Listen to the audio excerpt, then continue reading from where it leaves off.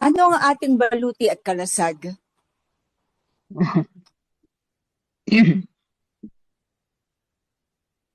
Kasi Ano yung tanong napag-usapan niya? natin, yung sinabi niyo Tanong kasi, niya. di ba, nagkaano na si, ano na? Akala ko tanong ni Mahal na Sultan sa iyo yun. Oh. Hindi, hindi.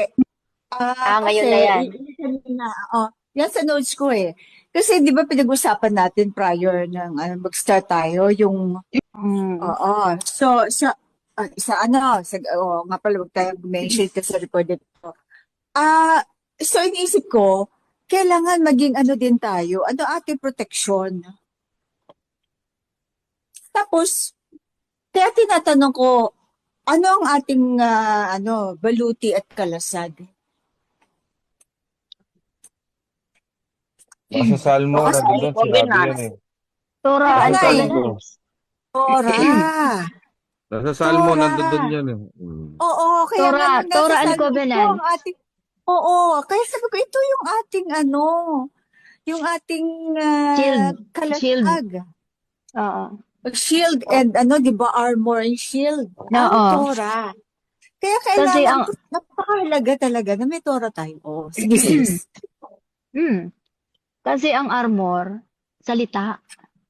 Salita niya yun. Double-edged sword. Oo. At Kaya ang covenant, kaya pag sino yung kaya yung mga walang hawak, madaling kasi hindi nila naman totoo.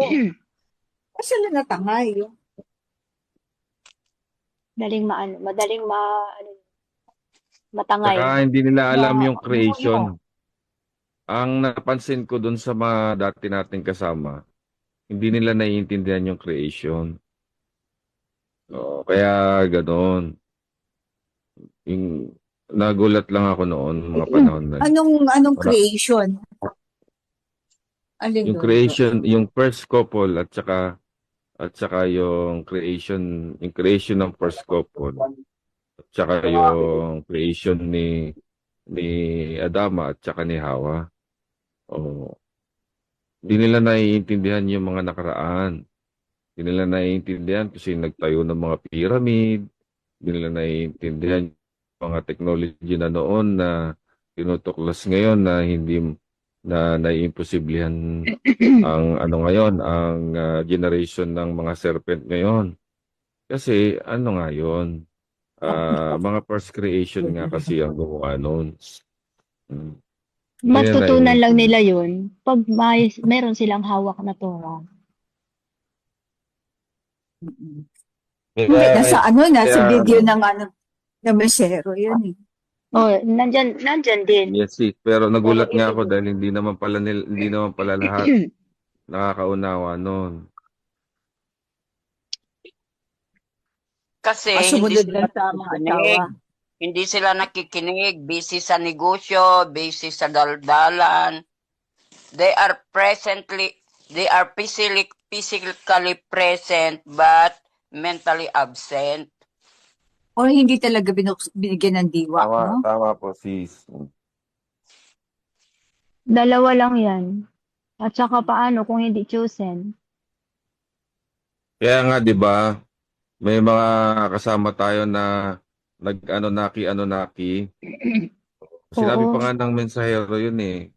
Nag-Anunnaki na sila. Yung iba naman, sumama dahil sa pangailangan. Mga ganun kasi. Kaya yung diwa, hindi naman pala puro. Kumbaga, hindi ko naman sinasabing puro yung diwa natin, ano. Pero yung ibig sabihin, hindi sumama dahil sa kaligtasan. Hindi Sumama sa naintindihan. iba.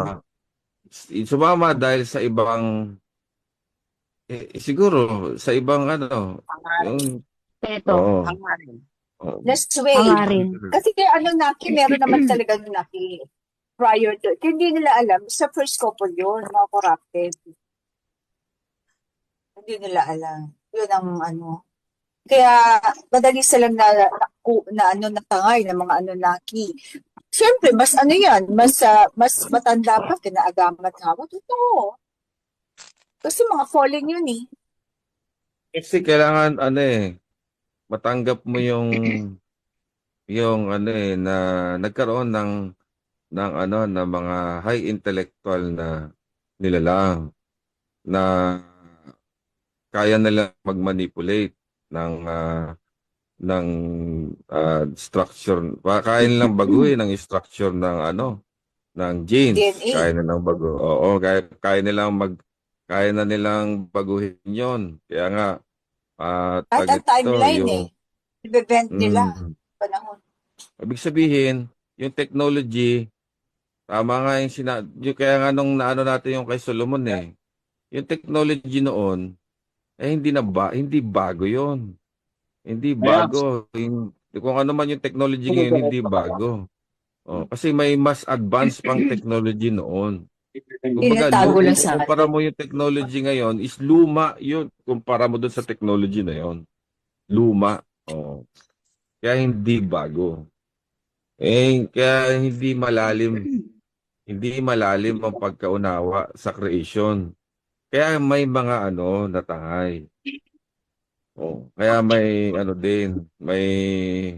yun nga, napaniwala. Tapos hanggang sa maniwala ka na ang hari na sinasabi sa Book of John, sinasabi mo na anak ni pambihira talaga.